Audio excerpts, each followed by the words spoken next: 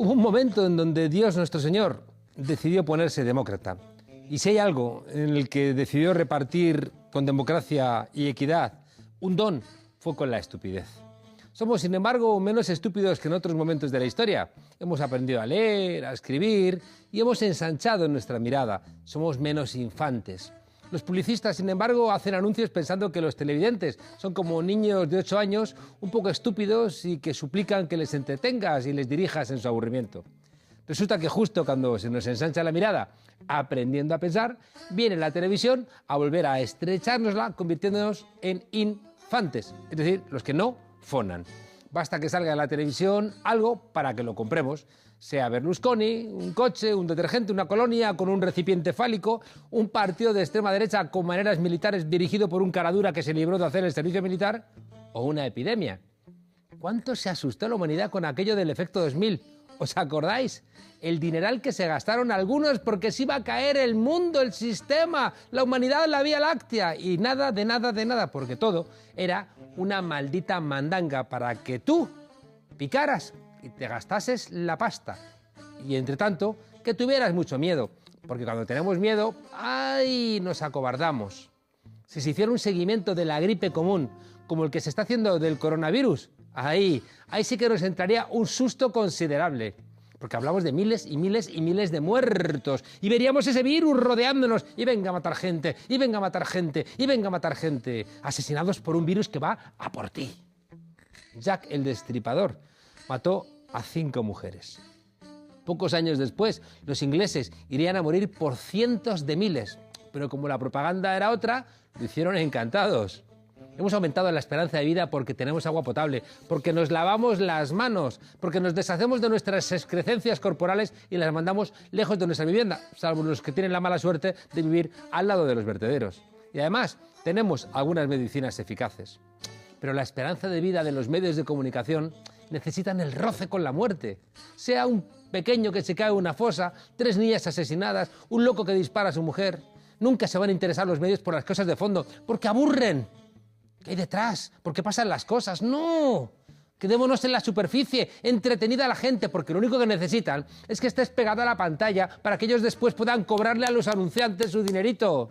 Así que seguid creyéndoos esto del coronavirus, que vais a tener mucho tiempo de ver la tele, de ver muchos anuncios cuando estemos todos encerrados en nuestra maldita casa, en una cuarentena sin fecha de fin.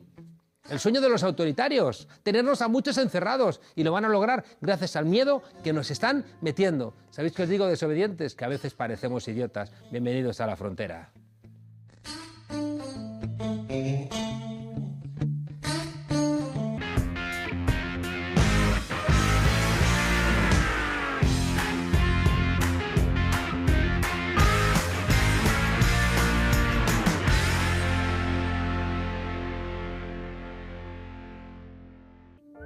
Nuestro invitado de esta noche fue ministro de Economía entre 2006 y 2007 con el gobierno de Alfredo Palacios y después ministro coordinador de la política económica y expresidente del Banco Central del Ecuador con el gobierno de Rafael Correa. Entre sus actuaciones más famosas, una ley de hidrocarburos que hizo, maldita sea, que el Estado ecuatoriano recuperara el 50% de los ingresos que las compañías petroleras privadas obtenían, o la reducción de la deuda externa pública y la quita de la deuda con el Fondo Monetario Internacional.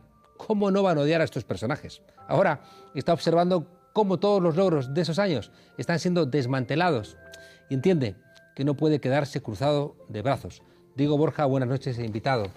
Buenas noches. A la frontera, con mucho honor para nosotros. Gracias por estar aquí. Gracias a ti por la invitación, un gusto. Diego, déjame preguntarte en primer lugar esa terrible realidad, y es que buena parte de los logros que habéis conseguido durante todos estos gobiernos anteriores se están desmantelando. Bueno, básicamente los logros son del gobierno del presidente Rafael Correa, porque, diciendo la verdad, es durante el gobierno de Correa en el cual mucho del retraso que tenía el Ecuador, especialmente en el ámbito social, se logra recuperar.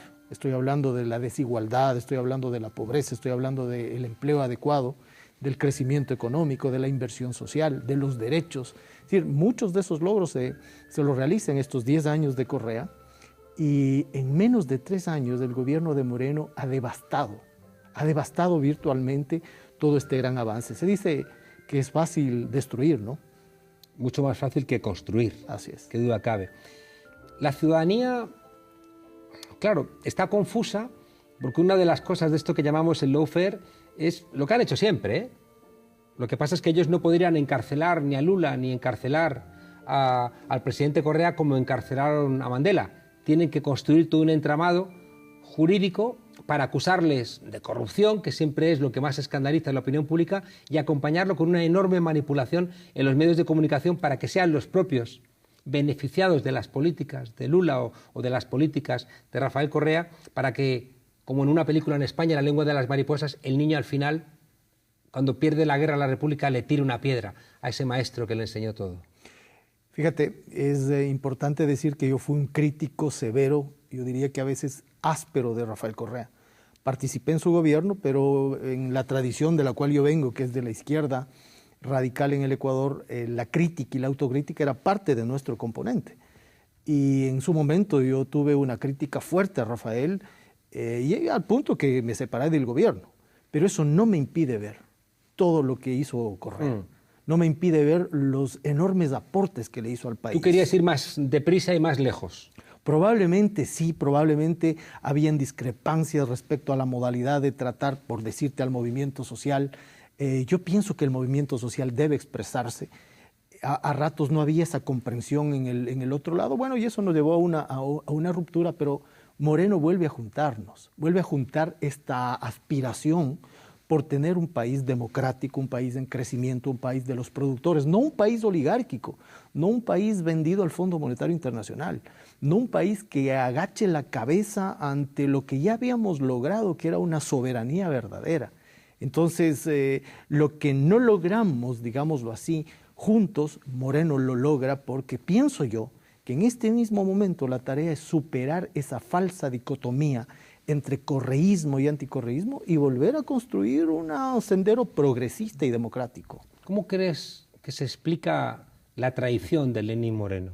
Bueno, yo creo que hay condición personal del traidor, pero también hay un espacio político para la traición.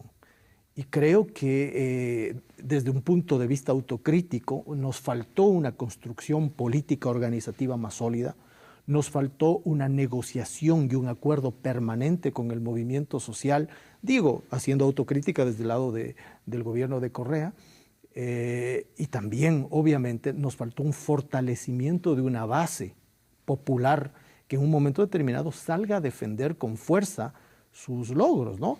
Claro. Pero vimos en octubre que salió la ciudadanía básicamente comandado por el movimiento indígena, pero no solo el movimiento indígena.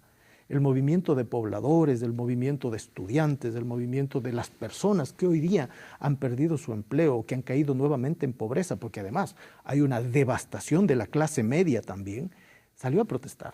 ¿Tú crees que hay algo que yo he visto en otros países, una recuperación de la conciencia de todo lo que se había alcanzado? Es decir, que el correísmo ha dejado un pozo que parece que había desaparecido en la confusión, ¿no?, de la persecución de toda la revolución ciudadana, pero que ahora la gente está dándose cuenta de que seguramente todos esos ataques formaban parte de un engaño, que lo que buscaban era empobrecer a unos para beneficiar a otros, y que esa gente que se está viendo golpeada por esas nuevas políticas está, de alguna manera, siendo consciente de lo que está pasando. Sin duda, no se puede tapar el sol con un dedo.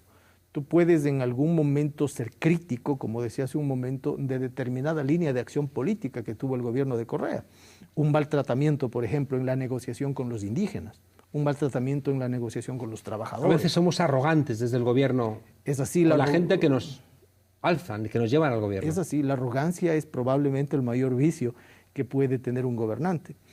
Pero no nos impide eso ver que hubo logros gigantes, y entonces la gente que no solo tuvo, digamos, lleno su bolsillo, ¿no? O no solamente tuvo un trabajo digno, sino también derechos que no los había tenido antes: el derecho a la educación, el derecho a la salud, el derecho a la seguridad, el derecho a expresarse incluso, con todas las limitaciones que pudo haber tenido, es nuevamente valorado casi que a la fuerza. Porque el discurso gubernamental ha sido un discurso de desprestigio. Claro. Déjame volver otra vez a la autocrítica. Mi experiencia es que el gran error en los gobiernos de cambio, y que es un gran desafío que tiene ahora mismo Podemos, que acaba de entrar en el gobierno en España, el gran fracaso creo que ha sido a la hora de construir un partido movimiento. Es decir, un partido que sepa tener un pie en las instituciones, que sea eficaz, que construya políticas públicas dentro del entramado de la democracia representativa y de los sistemas capitalistas que hay que ir, ¿no?, de alguna manera transformando, pero que son los datos de la realidad, pero al mismo tiempo tengan un pie en los movimientos sociales, en la calle, en las reclamaciones, en la deliberación occidental. Creo que ese fracaso es el que nos lleva a veces a que nos den golpes de Estado legales y no haya suficiente pueblo en la calle para defender los logros. Es así, sin querer dar lecciones, ni mucho menos a Podemos, pueden reflejarse en algunas de las realidades latinoamericanas y en la del Ecuador en particular. Cuidado, cometen el error de que todos los cuadros, de que todos los dirigentes, de que todos quienes hacen el movimiento y el partido pasen al gobierno y haya una confusión entre partido, gobierno y luego no sepan exactamente dónde están. Creo que es indispensable esas dos patas. La pata institucional, la eficacia, la eficiencia, por supuesto, pero también la otra pata. Porque difícil es que cuando alguien es presidente del gobierno o es ministro, que respete, ¿no?, al partido y que no piense que el partido tiene que ser la correa de transmisión. ¿Cómo lograr que el partido le diga al presidente, cuidado, que no está yendo por el camino adecuado, que le diga a un vicepresidente, que le diga a un ministro, ese no es el camino del partido, no está yendo por donde los militantes y los votantes, a través del contrato electoral, del programa electoral, de alguna manera marcamos, ¿no?, con ellos. El partido tiene que cumplir ese viejo rol que en el Imperio Romano se dice que cumplían aquellos funcionarios que le decían al oído al César: no te olvides que eres un hombre, no eres un dios. Es decir, siempre la conexión a tierra, la conexión con el electorado, con la ciudadanía, con el movimiento social y la posibilidad de la crítica permanente, incluso al gobierno que es parte de ese partido. Creo que ese es un papel fundamental que a nosotros nos superó como proceso, y hablo de nosotros porque fuimos parte de un gran conglomerado humano, ¿no? Yo, Borja, visité al presidente Lula en la cárcel en Curitiba y una parte larga de la conversación era los errores del PT al tener más facilidades para recibir a los poderosos que para recibir a los movimientos sociales, a los ministerios, y que había habido un alejamiento que al final se traduce en que sacas a 25 millones de personas de la pobreza, pero te dan un golpe de Estado y esos 25 millones no están en la calle no salen a defenderte. Así es, ahí hay una especie de inercia en el Estado que le hace más proclive a la negociación con la cúpula, a la negociación con la élite, que al acuerdo con la base. Y esa inercia hay que romperla. Parte de nuestro propio error como gobierno, como tendencia, como sendero progresista que hoy día creo que es indispensable que nos volvamos a unir, porque el reto es al 21. El reto es recuperar un gobierno democrático, progresista, popular, ya no te digo ni siquiera de izquierda, con estos ribetes que hoy día se están perdiendo. Con el incremento, para casi terminando, con el incremento de los problemas medioambientales, el extractivismo, que era una de las grandes críticas, ¿no?, a las políticas de los gobiernos de izquierda en América Latina, incluido en Ecuador, ¿cómo lo enfrentamos? Mira, no supimos dar el salto de un país primario exportador a un país que pueda asentarse en la producción más basada en el conocimiento, por decir un cliché. Nosotros tenemos grandes fuentes que provienen de los recursos naturales que no las podemos desechar de la noche a la mañana, pero evidentemente es indispensable construir un sendero que supere el extractivismo como el sustento y la base, no solamente del Estado, sino de la sociedad. Y una última pregunta, Borja. Hemos visto en Argentina que la recuperación del gobierno para las mayorías, con el presidente Alberto Fernández y la vicepresidenta Cristina Fernández de Kirchner, fue posible porque aquellos sectores que se habían enfrentado y que le habían permitido a Macri, con un porcentaje pequeño de los votos, alzarse con el poder, se han vuelto a reencontrar. Personas que estaban enfadadas, que se habían peleado, que se habían insultado públicamente, de nuevo, entienden el momento. Unos entienden que con Cristina no basta y necesitan a otros entienden que sin Cristina es imposible que ello vaya, y al final se reencuentran y ganan las elecciones. ¿Nos da alguna señal esto, alguna enseñanza? Sin lugar a dudas. Creo que hay que poner la patria por delante. Si tenemos diferencias, si tenemos posturas y concepciones distintas, saldémoslas en el camino de poner a la patria por delante. Y poner a la patria por delante es poner a las nacionalidades indígenas, es poner al pueblo por delante, a la ciudadanía, a las clases medias, a las clases populares, a las mujeres, en fin, a la gente por delante. Y creo que en ese concepto de poner a la gente por delante, debemos y podemos saldar las diferencias. Hacer política con las vísceras no es el momento en el Ecuador, creo que nunca, pero en este es menos el momento. Y los viejos enfados hay que saberlos tratar para poder superar lo que fallamos. Parece que está escrito en el ADN de la izquierda el enfrentarnos, el fijarnos más en lo que nos separa que en lo que nos une y al final hacer fragmentos y fragmentos y fragmentos que, como decíamos, hace que la derecha, con un porcentaje pequeño de votos, pueda gobernar nuestros países. Bueno, la derecha se une alrededor del bolsillo. Nosotros nos peleamos alrededor de las ideologías. Creo que es el momento de poner la patria por delante, como te decía hace un momento, y saldar las cuentas mirando los desafíos del futuro. Hubiéramos pensado que ya lo avanzado en los 10 años significaba superar los errores, pero hoy día nos toca volver a reconstruir incluso aquello que en 3 años del gobierno de Moreno ha devastado. ¿Seremos capaces de solventar otro de los grandes agujeros que ha sido el comunicativo?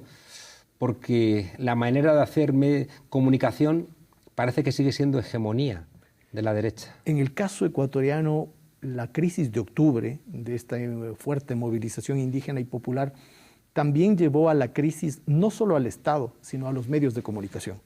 Los medios de comunicación aparecen en las encuestas como los grandes perdedores también. Han perdido totalmente credibilidad. Y eso es una oportunidad, porque durante ese periodo le mintieron a la ciudadanía. Y el momento en el cual el Ecuador se incendiaba, ellos decían que no pasaba nada. Entonces creo que eso fue un logro también, y el lograr este tipo de comunicación alternativa creo que está en la posibilidad, ¿no? El viento es a favor.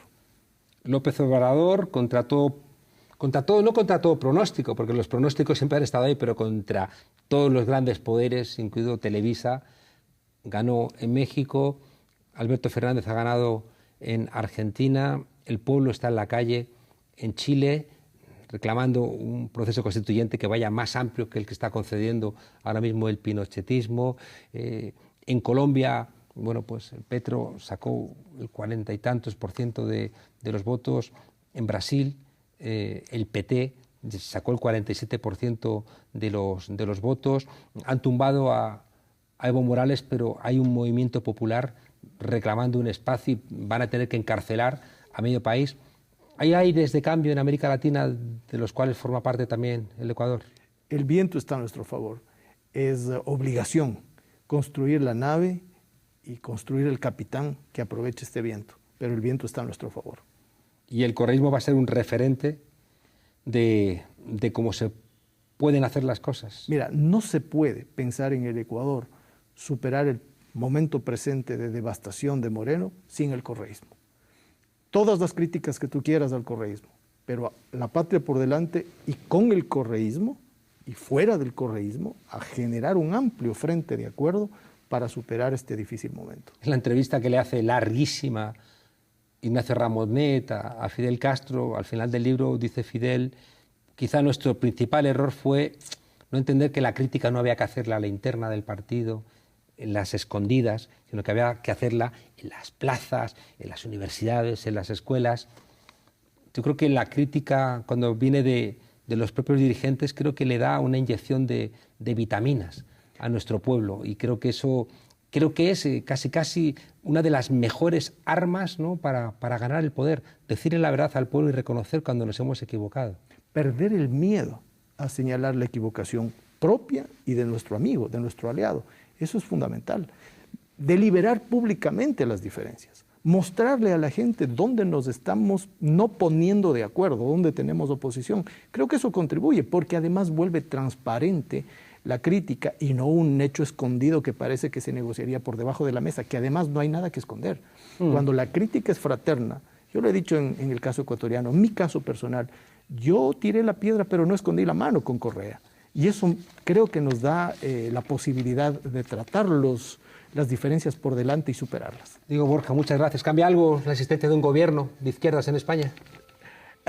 Con la relación con Ecuador, con la relación con América Latina. Para nosotros también España se convierte en este momento en un reflejo, porque lo que han logrado con dificultad creo que nos da a nosotros la esperanza de que también podemos... ¿Eres optimista? Absolutamente.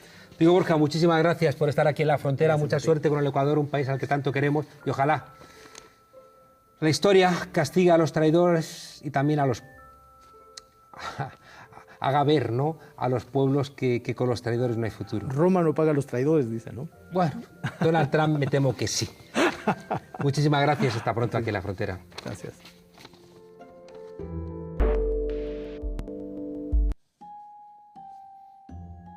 Ya saben ustedes que la derecha nos ha robado la bandera, nos ha robado el himno, se ha robado al Cristo de la Cruz, se ha robado la educación de nuestros niños, se ha robado las festividades, vamos, se ha robado, por supuesto, a la monarquía, aunque les pertenecía. Y para poderse robar tantas cosas, incluido el dinero de muchos españoles, lo más relevante ha sido robarnos la historia. España ya venía con problemas, porque ha habido muchos hispanistas, y cuando te explican desde fuera, la cosa va mal. Y para intentar poner un poquito de orden, Bruno Estrada ha escrito 20 razones para que no te roben la historia de España. Porque la historia no es tan importante. Lo importante es el relato sobre la historia, porque al final la historia te dice que los reyes católicos no eran reyes de España, pero el relato de la historia que funciona en nuestro país dice que los reyes católicos fundaron España. Y entonces, ¿qué es más importante para el presente? ¿La historia o el relato? Y ahí que viene Bruno Estrada a contarnos, pues nada, desde las cuevas de Altamira, pasando por Cádiz, pasando por la provincia bizantina de España, pasando por las preguntas de por qué dimos a luz aquí a algunos que otros emperadores, por qué hemos sido un eslabón entre la cristiandad y el islam, qué pasó con la Alhambra, quién defendió al hermoso y valiente pueblo de Vejer, en fin, qué pasó cuando en España se traducía a Confucio, buena pregunta, qué ocurría con ese siglo de oro del que nadie habla, en fin, quién asaltó los cielos en España y, en definitiva, quiénes son esos que narran la historia de nuestro país cuando cepillas la historia a contrapelo y saltan todas esas cosas que no se suelen ver. Así que ya sabéis, 20 razones para que no te revelen la historia de España, de Bruno Estrada, en la editorial Catarata. Un libro de esos que te cuenta la historia como no te la suelen contar los oligopolios mediáticos ni en los centros concertados de la Iglesia. Desobedientes, a leer, que nos van a engañar mucho menos.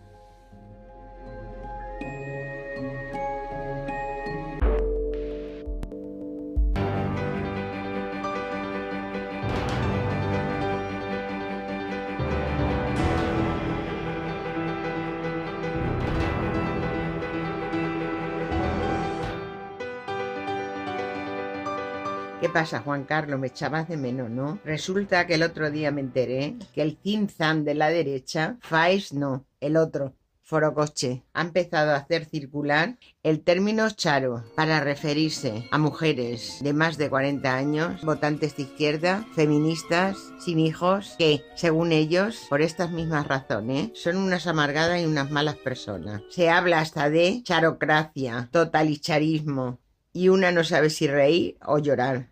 Imagínate la película de 1984. Sí, la novela de Gran Hermano. La gran hermana Charo te vigila tu historial de búsqueda en internet. Como te puedes imaginar, soy Team Charo a muerte. Ni veo problema en la edad, ni en lo de no ser madre, y tampoco en lo de ser de izquierda o feminista. Por favor, que estamos en el siglo XXI. Ante esto, mi consejo es apropiarse del término para neutralizarlo. El totalitarismo va a llegar, va a llegar. Ya sabes que soy una enamorada del lenguaje y he visto que el sillón Che de la RAE está libre. Sería un buen homenaje para mis charos que yo lo ocupe. Verás cuando me vea Reverte qué disgusto le voy a dar.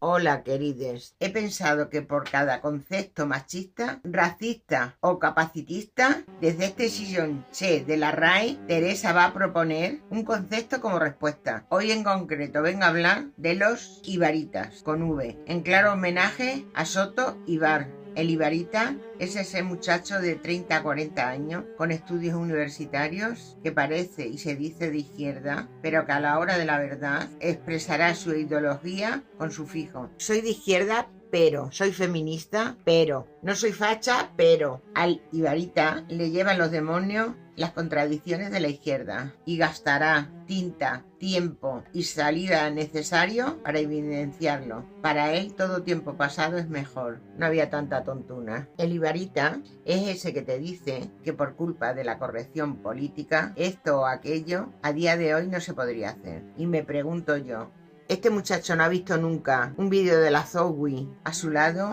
los Sex Pistols parecen socialdemócratas. El Ibarita es, en definitiva, alguien que pretende dar barniz y coartada intelectual al pensamiento forocochero. ¡Buf! ¡Qué denso me ha quedado esto! Vamos con algo más ligerito. Hola Juan Carlos, soy Dios. Solo es para contarte una cosita rápida, que tengo visita y tengo que cortar. Verás, que estoy muy cabreado con los humanos por lo del coronavirus. Vamos a ver. ¿De verdad pensáis que si quiero acabar con la especie humana os voy a mandar una gripe?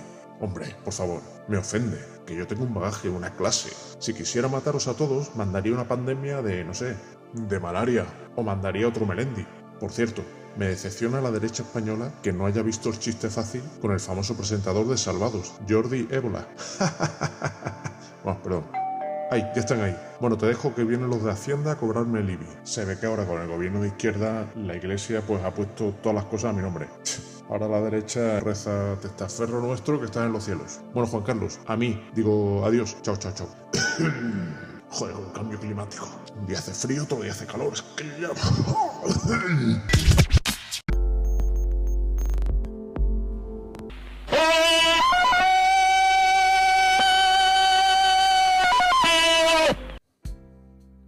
No quiero ni pensar la que se organizaría en la selva si un día se levanta Tarzán y cuando se pone a disponer a dar su alarido resulta que no puede poner orden en la selva porque sus anginas se han convertido en dos hermosas pelotas de ping-pong y no dejan salir su grito. Y sin ese alarido, sin ese grito, ya se sabe. Los elefantes para un lado, los rinocerontes para otro, el león diciendo, oye, oye, que soy el rey de la selva, y Chita, que está más cerca de los humanos, reclamando un poco de organización.